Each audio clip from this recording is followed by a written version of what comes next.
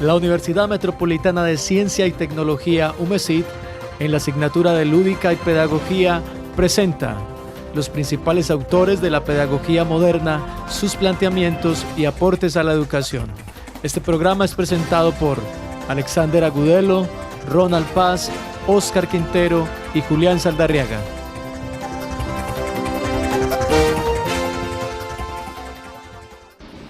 Hola, soy Alexander Agudelo y voy a hablarles de Juan Amos Comenio y de Juan Jacobo Rousseau. Cuando hablamos de Juan Amos Comenio, estamos hablando del hombre a quien se le atribuye ser el padre de la pedagogía. Él escribe una obra llamada Didáctica Magna, basada en principios educativos, donde trata temas acerca de cómo educar a los niños, cómo también dirigir bien las escuelas, entre otras cosas. Él dice que la educación debería ser universal, tener un orden y un método. Además, dice que debería ser amena. Él dice que el alumno debe ser el centro de atención. Para Comenio, enseñar se debe a una disposición de tres cosas básicamente: de tiempo, objeto y método. Él aportó ideas educativas basándose en tres métodos precisamente, cuáles son: comprender, retener y practicar. ¿Cuál era la finalidad de todo esto? Mejorar la enseñanza para el estudiante. Comenio propuso un programa para hacer amena y no tediosa la educación y lo llamó Pansofía. Pansofía significa educación universal, o como él lo planteaba, enseñar todo a todos, sin hacer distinciones. Todo hombre, todo niño merece una educación de calidad igual.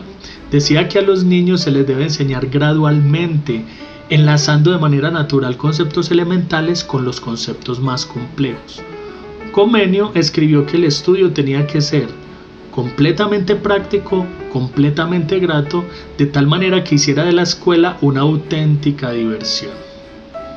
También opinaba que la escuela debía centrarse no solo en la formación de la mente, sino de la persona como un todo, lo que incluiría la instrucción moral y espiritual. Ahora hablemos de Juan Jacobo Rousseau. Rousseau consideraba la educación como el camino idóneo para formar ciudadanos libres, conscientes de sus derechos y deberes. Pero él se dio cuenta de que el sistema educativo de la época era incapaz de llevar a cabo esta labor. Rousseau establece por primera vez los llamados periodos del aprendizaje, ajustados a las edades del educando, y pone de relieve que donde mejor aprende el niño a conocer a los hombres es en la historia. El maestro, dice él, debe enseñar realidades y solo realidades. Los principales postulados de Rousseau son: número 1, la educación debe centrarse más en el niño y menos en el adulto. Número 2, él dice que es importante estimular el deseo de aprender. Y por último, él dice que la educación del niño comienza desde su nacimiento y debe impedirse que adquiera hábitos de los cuales pudiera llegar a ser esclavo. Rousseau descubre propiamente la infancia, él descubre los derechos del niño. Rousseau recomienda la necesidad de comprender al niño. Les habla Ronald Paz y les hablaré sobre John Dewey y sus aportes a la educación. Dewey, como el mayor exponente de la corriente pedagógica Escuela Nueva o Activa, que se caracteriza por fomentar la acción del niño, considera que el infante nace con impulsos especiales de acción, que deben ser estimulados y desarrollados a través de la orientación y la guía del maestro. Si hacemos coincidir estos impulsos del niño con un aprendizaje que sea interesante, significativo y estimulante, el educando actuará por sí mismo y por ende ganará en experiencia personal. Para Dewey, debemos considerar a la escuela como una parte de la sociedad, donde el aprendizaje se basa en la acción y participación del niño, que suele actuar de manera personal y de manera social, más cuando se trabaja en equipo. Considera este pedagogo que cuando el niño inicia sus estudios, lleva consigo 4 impulsos innatos: comunicar, construir, indagar y expresarse adecuadamente. Es labor del maestro encauzar y orientar estas inclinaciones infantiles. De acuerdo con la propuesta de Dewey, los alumnos deben de vivir dentro de la escuela tal como viven en sociedad, pero con objetivos para mejorarla, evitando sus vicios e injusticias, por lo que propone que la escuela sea el germen de transformación y perfeccionamiento de la comunidad. Por lo tanto, Dewey considera que la escuela debe ser un modelo para consolidar la sociedad democrática. En esa sociedad, el niño vive más que aprende. Por lo tanto, debería ser capaz de conservar la esencia de la vida en comunidad y sobre esa vida crear sus métodos. Estos deben de ser principalmente activos, emerger del ambiente diario y tener un carácter lo más espontáneo posible. La materia del conocimiento no debe subordinarse a razones teóricas abstractas, sino que debe estar al servicio de la vida. Por lo tanto, para él, todo pensamiento y conocimiento debe ser posible de aplicación y por lo tanto debe ser práctico. Les habla Julián Saldarriaga y les hablaré de la autora Maria Montessori. Es una educadora italiana de finales del siglo XIX, que se basa en 5 características importantes como son las siguientes. Primero, aprendizaje por curiosidad y descubrimiento. El método Montessori se basa en el aprendizaje autónomo, libre, práctico y por descubrimiento. De esta manera se está favoreciendo el interés y la curiosidad por aprender en los niños. 2. Entorno educativo adecuado y adaptado. El entorno educativo tiene que ser seguro y cómodo para los niños para que puedan desarrollar de manera activa y libre las actividades que elijan. 3. La importancia de la iniciativa de los niños.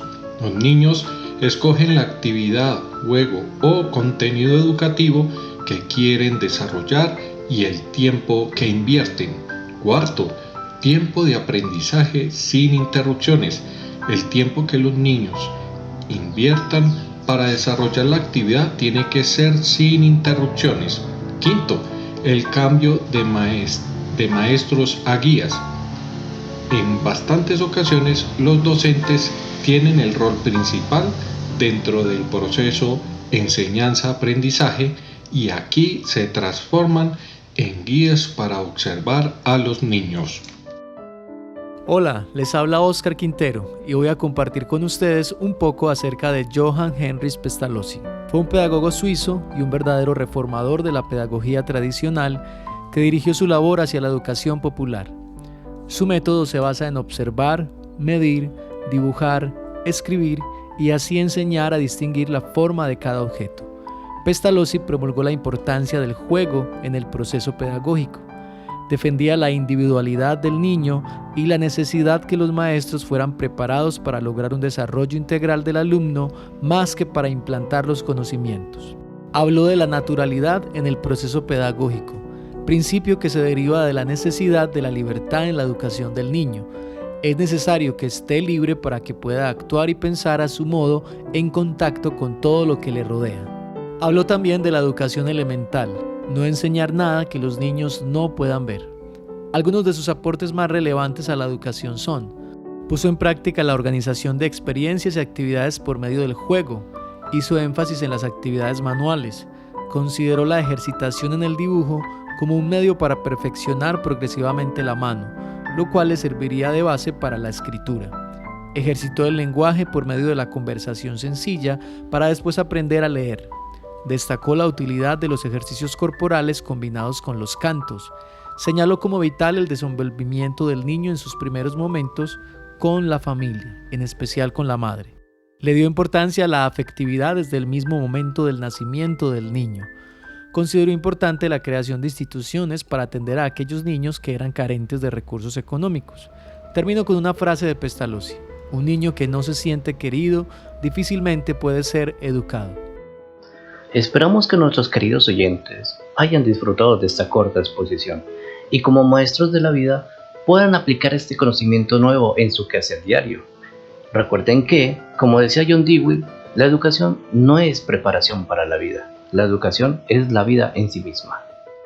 Después de escuchar esta clase radial sobre los principales autores de la pedagogía moderna, se puede llegar a la conclusión de que estos autores coinciden en que los niños son el centro de la educación, en la necesidad de impulsar el aprendizaje mediante el hacer y la experiencia, en la libertad del estudiante, el disfrute de su propio aprendizaje. Todos coinciden además en que la educación es lo único que puede transformar al hombre, su entorno, la sociedad y el mundo.